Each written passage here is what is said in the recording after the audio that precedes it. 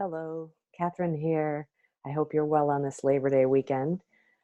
This is my second vlog, and in the last vlog, I talked about making healthier choices because it supports the kind of life you want to live, the kind of energy and clarity you want to have, who you want to be. And it got me thinking about something. So have a pen and paper nearby because I want to do a little exercise with you at the end of this. Uh, I noticed that myself and almost all the women that I work with, we focus on what we haven't done, uh, not on what we have done. Okay, so of course, right? We focus on what we haven't done because it's got to get done. We got to get that checked off our list, right? Um, but here's the challenge with that. If we're only focused on what we haven't done, there's no acknowledgement or recognition of what we have done. All right. And that can leave us feeling like nothing is ever done, right? Don't you ever get that feeling? It's never done. There's always this to be done, that to be done. The bed's never made, right? It's this feeling like we'll never get off this hamster wheel. We're stuck forever with no affirmation. And I think a lot of us feel sometimes, like I hear this a lot, and I know I have this feeling sometimes. I wish people just acknowledge the fact that I'm doing all this. I'm doing it because I want to and all of that, but it would be great to get some kind of recognition. Well, the recognition starts right here with us. And when you have a lot of responsibility, it can be hard to shoulder that day after day without that kind of affirmation. So, I was just the way I was realizing this because I'm in the middle of this big project. And once again, I found myself stressing out and worrying. I'd work all day long. And at the end of the day, I'm like, oh my God, I didn't get this done. I didn't get that done. I didn't get that done. And then I'd go into the next day like, oh, okay, I got to work hard, even harder. And then I'd look, I hadn't got this done. I hadn't got that done. And suddenly I just had this moment where I kind of looked over my shoulder a little bit, and I was like, oh my God, look what I've accomplished this week. Look how far I am on this project. And I didn't give myself enough time to do it. It's almost like it's kind of crazy that I'm even trying to do what I'm doing. And look how much I've got done on it. And I thought, oh my gosh, yes, I have to focus on what I haven't done because in order for this to succeed, that's important. But I also need to acknowledge what I have done because that's the energy that's going to fuel me going forward. And that's what's going to make me feel positive, happy about what's happening, how far along I am, and confident that I can do the other things that need to happen after that. So the first thing I want you to do is just decide, is this true for you? Is this something that you do?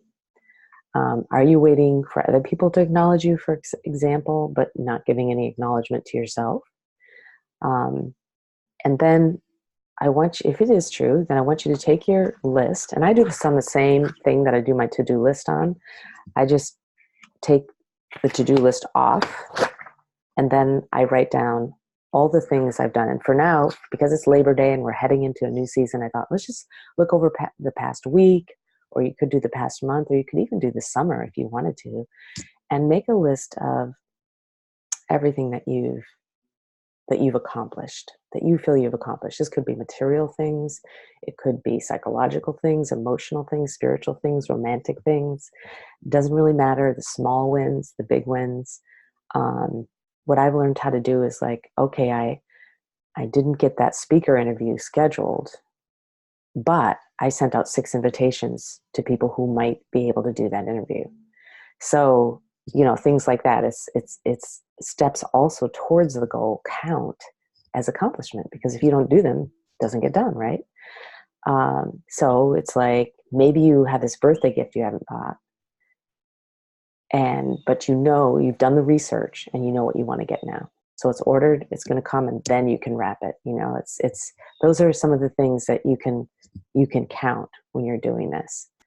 The next thing is to make this a habit. And so what I find helps me, and you can choose any time of the day to do this. You can choose any way to do it. I'll just give you a very good example. I think it's a good example of how I do it. It's a way to form habits.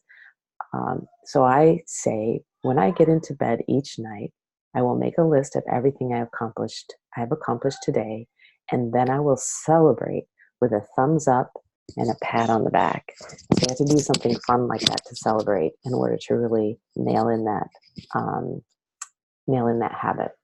So, and I don't write everything down every night. I just lie there and I think, oh, look, I did this, I did that, this, I did that. And then if you want to think about what needs to be done, yeah, sure, go ahead and do it. But it's in context now. It's in context of this is a process. And of course, the process will never end, but that project will end sooner or later, and the next step will come around.